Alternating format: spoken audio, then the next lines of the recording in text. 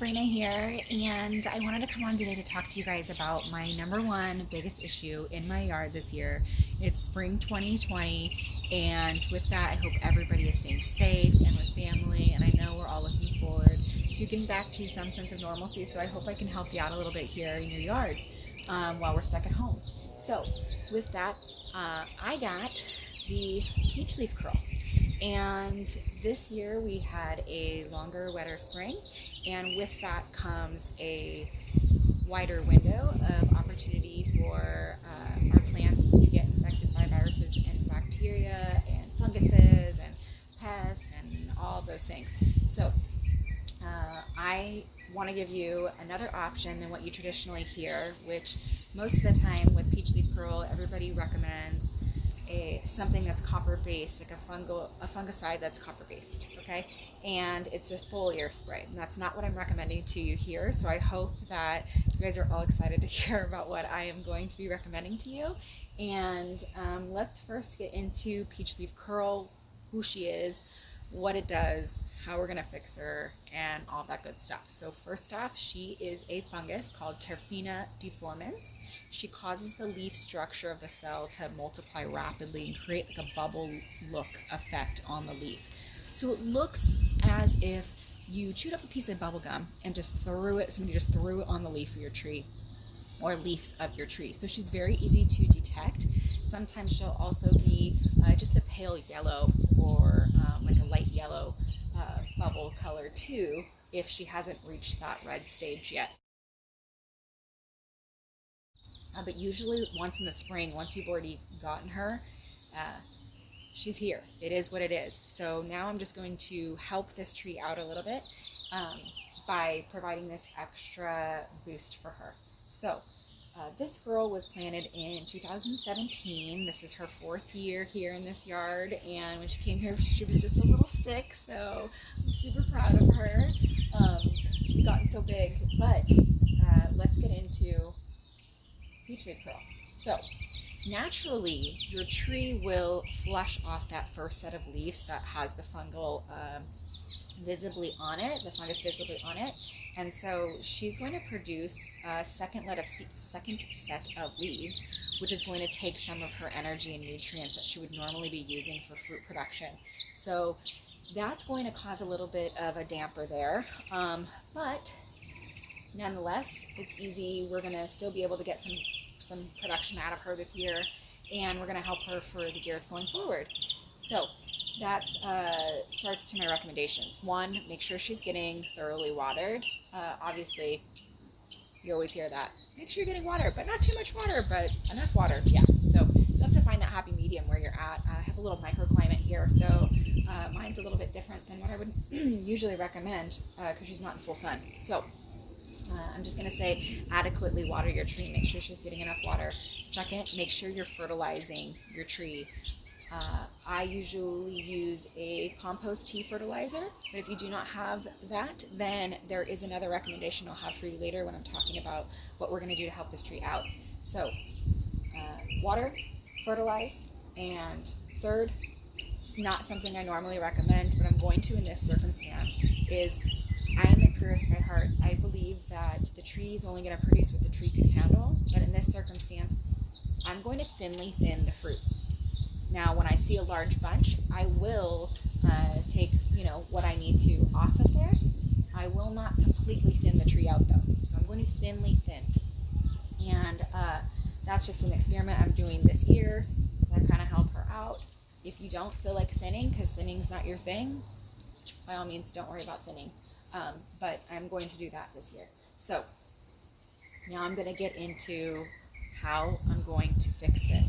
And I know that I told you this isn't something that normally people offer you when you traditionally look up peach leaf curl, but I think it's going to be really helpful for a lot of different reasons, and that I'll explain to you now. So first off, I'll show you.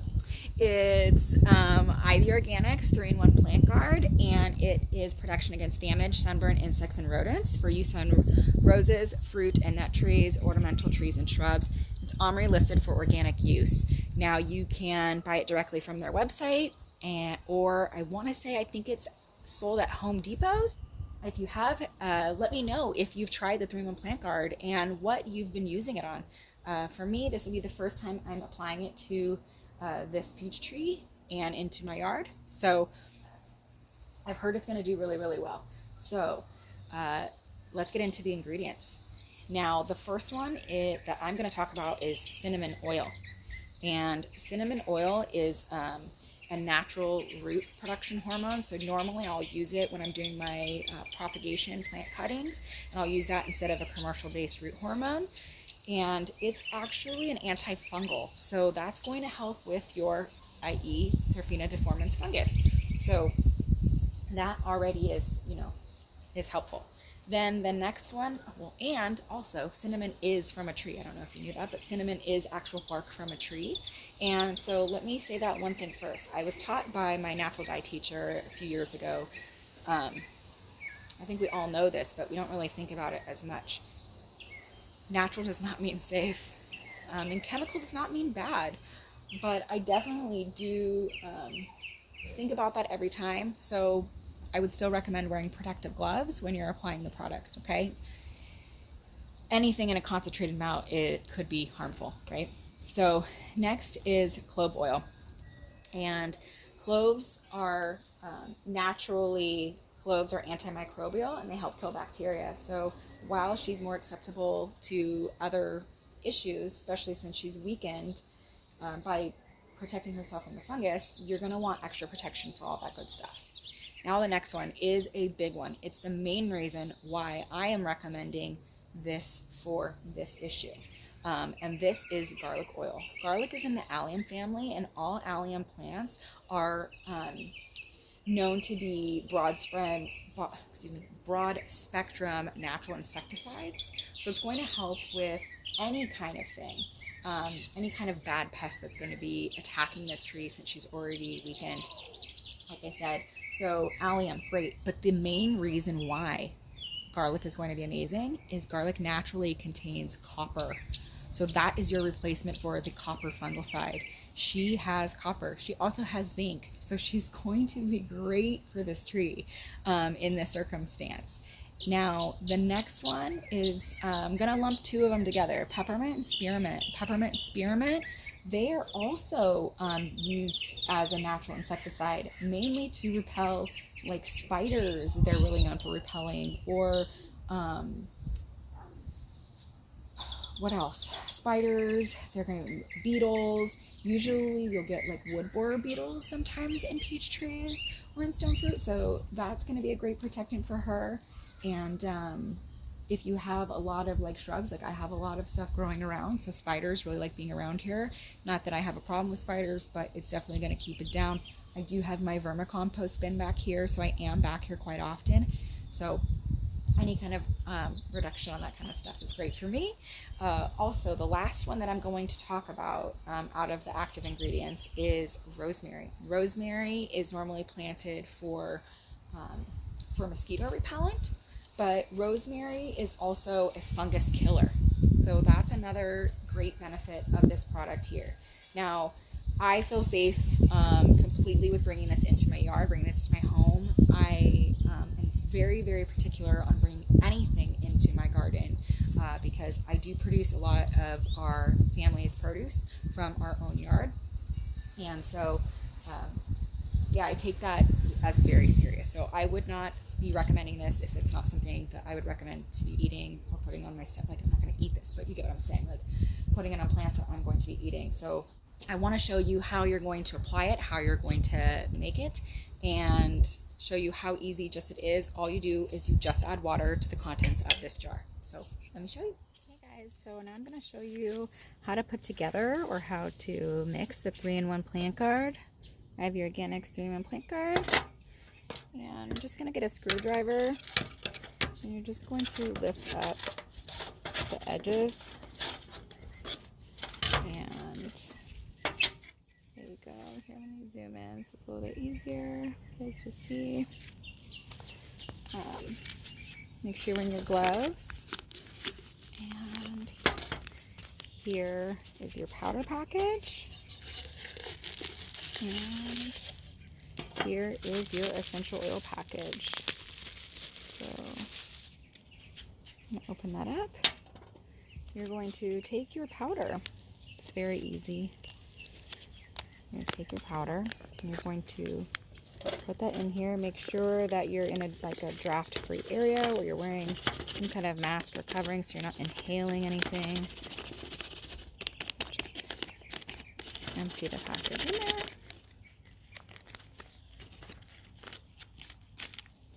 Now you're going to take your essential oils, open that up and pour those in. It smells so good. And then you're going to take your water and you're just going to pour in your water all the way up to the top of the can. I'm going to take a clean stick and stir it gently to mix in.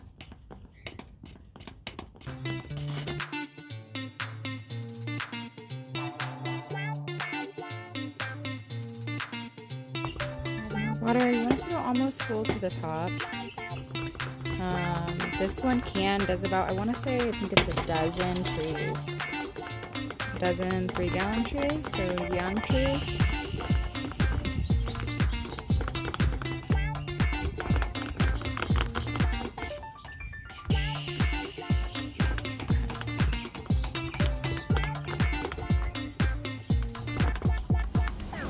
Almost there. Stir, stir, stir.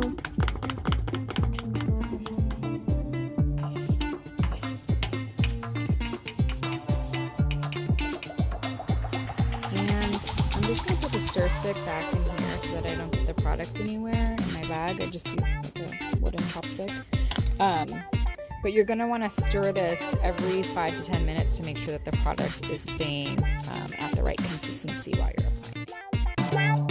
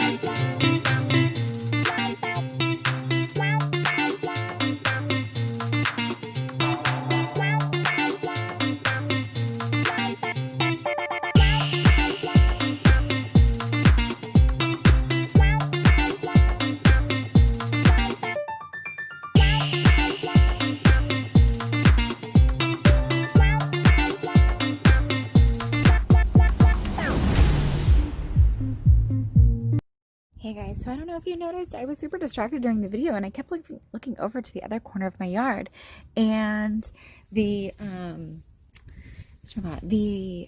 monarch butterfly was coming over and just planting our little eggs everywhere. So sorry for the distraction.